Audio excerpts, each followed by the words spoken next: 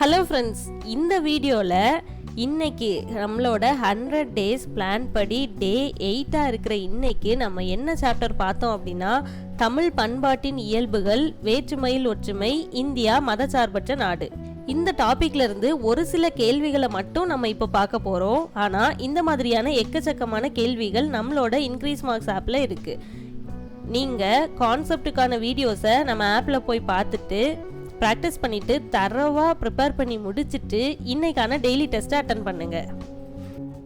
நம்ம ஆப்போட டவுன்லோட் லிங்க்கை நான் டிஸ்கிரிப்ஷனில் கொடுக்குறேன். நம்ம இன்க்ரீஸ் மார்க்ஸ் ஆப்பை எப்படி டவுன்லோட் பண்ணி யூஸ் பண்ணணும், எந்த மாதிரி லாகின் பண்ணணுங்கிறதுக்கான ப்ரொசீஜர் ஏற்கனவே ஒரு வீடியோவில் போட்டிருந்தோம். அந்த வீடியோக்கான லிங்க்கையும் நான் டிஸ்கிரிப்ஷனில் கொடுக்குறேன். வாங்க இன்னைக்கான ஒரு சில கேள்விகள் என்னன்னு நம்ம பார்க்கலாம். எந்த தமிழ் மொழி சொல்லிலிருந்து பண்பாடு என்னும் சொல் தோன்றியது? ஆப்ஷன்ஸ் என்னலான்னா பண்பாகு, பண்படு, பன்முகம், சமயம். இதுக்கான சரியான ஆன்சர் பண்படு. பண்படு அப்படிங்கிறது தான் பண்பாடு அப்படின்னு மாறுச்சு. பண்படுனா என்ன அர்த்தம்னா செம்மைப்படுத்துதல், ஒழுங்குபடுத்துதல் அப்படின்னு அர்த்தம்.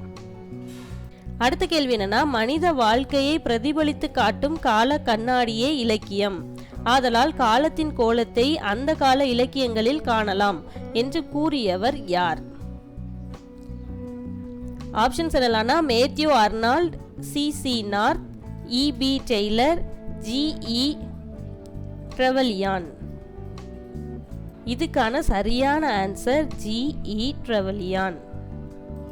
அடுத்த கேள்வி என்னன்னா, 11 கீழ்கணக்கு நூல்களில் எத்தனை நூல்கள் அறக்கருத்துக்களை வலியுறுத்துகின்றன? ஆப்ஷன்ஸ் என்னலான்னா 18, 11, 12, 14. இதுக்கான சரியான ஆன்சர் 11. 18 நூல்கள், அதாவது 11 கீழ்கணக்கு நூல்கள். இதில் 11 நூல்கள் மக்கள் வாழ்க்கைக்கு தேவையான அறக்கருத்துக்களை சொல்றதா இருக்குது. அடுத்த கேள்வி என்னன்னா, புறநானூற்றின் வாயிலாக அறியப்படும் ஆடை வகைகள் எத்தனை? ஆப்ஷன்ஸ் என்னலான்னா 10, 20, 30, 40. இதுக்கான சரியான ஆன்சர் என்னன்னா 10. புறநானூற்றில் மக்கள் பயன்படுத்திய ஆடைகள், உணவுப் பொருட்கள், அணிகலன்கள் இதை பற்றிலாம் சொல்லியிருக்காங்க. அந்த வகையில் 10 வகையான ஆடைகளை பற்றி புறநானூறு சொல்லுது.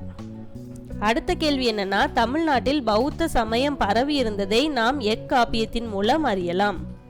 இதுக்கான ஆப்ஷன்ஸ் என்னலான்னா நீலகேசி, குண்டலகேசி, வளையாபதி, மணிமேகலை.